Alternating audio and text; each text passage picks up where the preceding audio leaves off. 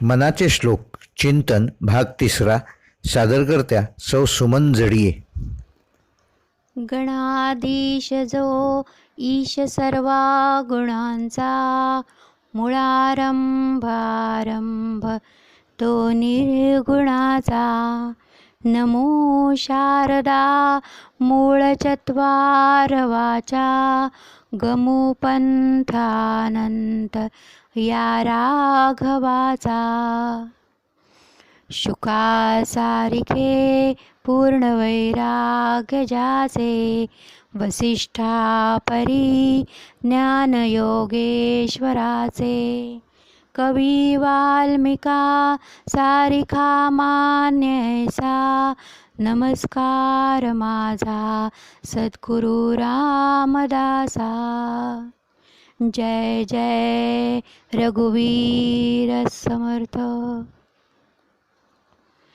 नमस्कार भक्त हो. काल आपण मंगलाचरणाचा श्लोक बघितला. आता प्रत्यक्ष राघवाचा पंथ आपल्याला चालायचा आहे. फक्त प्रस्तावनेत मी म्हटलं होतं, प्रस्तावनेच्या चिंतनात आपण असं म्हटलं होतं की सूत्ररूपाने मनाचे श्लोक आपण पाहणार आहोत. भक्तिसूत्र म्हणूया. तर ही भक्तिसूत्र जवळजवळ 10 भक्तिसूत्र आहेत मनोबोधामध्ये आलेली. पण या भक्तिसूत्रांकडे वळण्याआधी काही महत्त्वाच्या गोष्टी आपण लक्षात घेऊया. एक म्हणजे आपण मनाचे श्लोक म्हणतो, पण समर्थांनी या मनाच्या श्लोकांना मनाची शते म्हटलं आहे. शेवटचा श्लोक आहे ना, मनाची शते ऐकता दोष जाती, असे हे मनाची शते. आणि मनाच्या श्लोकांची आरती देखील आहे. या आरतीमध्ये म्हटलं आहे मनोबोध, जयदेव जयदेव जय मनोबोधा. याला मनोबोध म्हटलं आहे. मनोबोध, मनाची शते आणि मनाचे श्लोक खरं तर एकच आहे.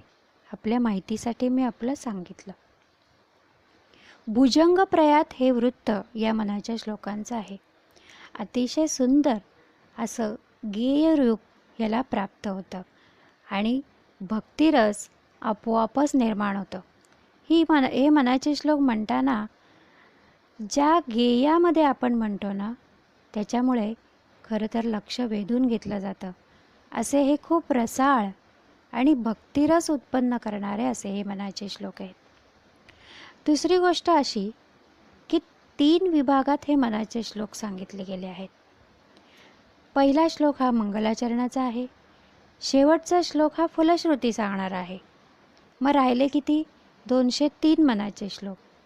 आणि या 203 मनाच्या श्लोकांची विभागणी केली तर कर्म, उपासना आणि ज्ञान असे 3 विभाग केले जातात. श्लोक क्रमांक 2 ते 66 हे जे श्लोक आहेत ना, हे कर्ममार्ग सांगणारे आहेत.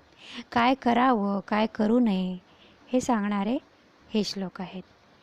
आणि श्लोक क्रमांक 67 ते 135 हे उपासना मार्ग सांगणारे आहेत.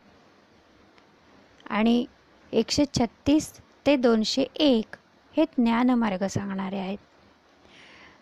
आता 201 पर्यंत झाले. मग 202, 203 आणि 204 हे 3 श्लोक राहतात. हे 3 श्लोक काय सांगतात? तर आत्तापर्यंत जे ज्ञान समर्थांनी दिलेलं आहे, हे ज्ञान दृढ कसं करायचं हे या 3 श्लोकांमध्ये सांगितलं आहे.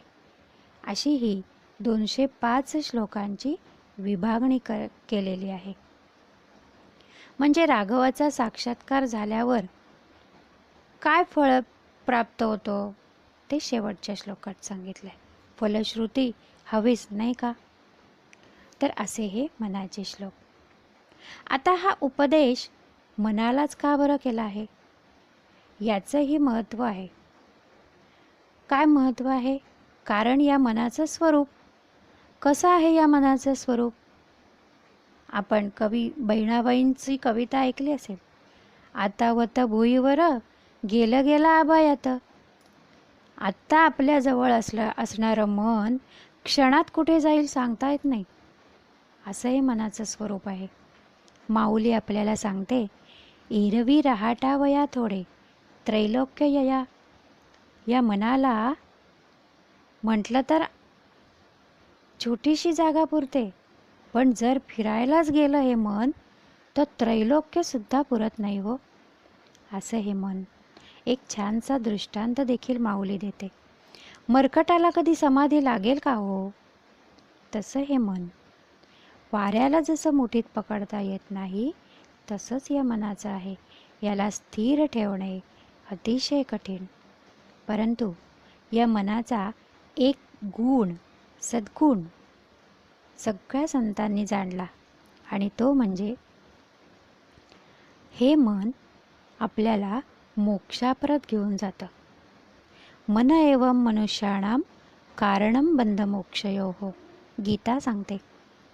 असं हे मनाचं सामर्थ्य संतांनी ओळखलं आणि म्हणूनच मनाला उपदेश समर्थ करतात. आता मनाच्या श्लोकांचं महत्त्व थोडंसं जाणून घेऊ. जाणून घ्यायचं कारणही सांगते. काही जण म्हणतात बघा, आपण ॲडव्हर्टाईज ऐकतोय, आधी वापरून पहा मग विश्वास ठेवा. पण इथे आपल्याला उलट करायचं आहे. आधी विश्वास ठेवायचा आहे आणि मग जाणून घ्यायचं आहे आणि मग त्याचा वापर करायचा आहे. असो, मनाच्या श्लोकांचं महत्त्व सत्पुरुषांनी, अनेक जाणत्यांनी, अभ्यासकांनी सांगितलेलं आहे. त्यांच्याच शब्दात मी सांगते. विद्यावाचस्पती शंकर अभ्यंकर म्हणतात, मनाचे श्लोक हे मराठी भाषेतील कौस्तुभमणी आहे. तर विनोबा भावे सांगतात, मनाच्या श्लोकांना सोन्याची लगड म्हटलं आहे. डॉक्टर वरदानंद भारती सांगतात, या मनाच्या श्लोकातील काही अधिक प्रभावी मनाचे श्लोक मी काढायचे ठरवले होते, पण झालं काय, मला एकही प्रभावी श्लोक काढता आला नाही. याचं कारण हे सगळंच अमृत आहे हो. या अमृतातून मी बाजूला काढणार तरी काय? अधिक प्रभावी अमृत कसं काय बाजूला काढणार? हे सगळंच अमृत आहे, असं वरदानंद भारती म्हणतात. तर असे हे रसाळ, भक्तिरस फुलवणारे, ज्ञानगंगेत बुडवणारे आणि कर्माला निष्कामता आणणारे मनाचे श्लोक. प्रापंचिक जीवन समृद्ध व्हावे यासाठी आपण प्रयत्न करतच असतो हो. आपलं जीवन सुखी व्हावं यासाठी आपण धडपडतच असतो, धडपडेपर्यंत.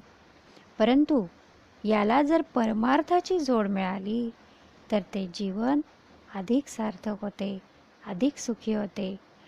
परमसुख म्हणा ना, परमशांती, परमसमाधान हे जे आहे हे प्रपंच करत असताना जेव्हा त्याला परमार्थाची जोड मिळेल तेव्हा प्राप्त होते. समर्थ स्वतः सांगतात की मी या श्लोकातून जे जे काही सांगितलंय ना त्यावर विश्वास ठेवा आणि विश्वास ठेवून आचार उच्चार करा.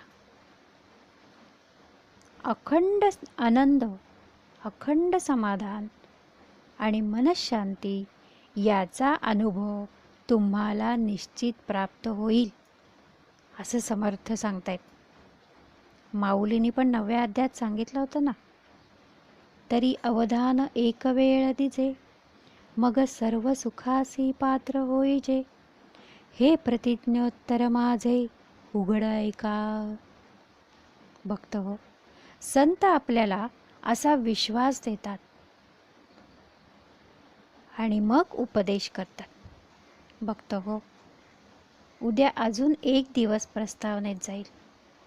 ही भक्तिसूत्र सुरू करण्यापूर्वी समर्थ आपल्या मनाची एक छान बैठक करून घेतात. ती बैठक आपण उद्या करूया आणि परवापासून प्रत्यक्ष भक्तिसूत्रांना सुरुवात करू. आज मी इथेच विरामते. जय जय रघुवीर समर्थ.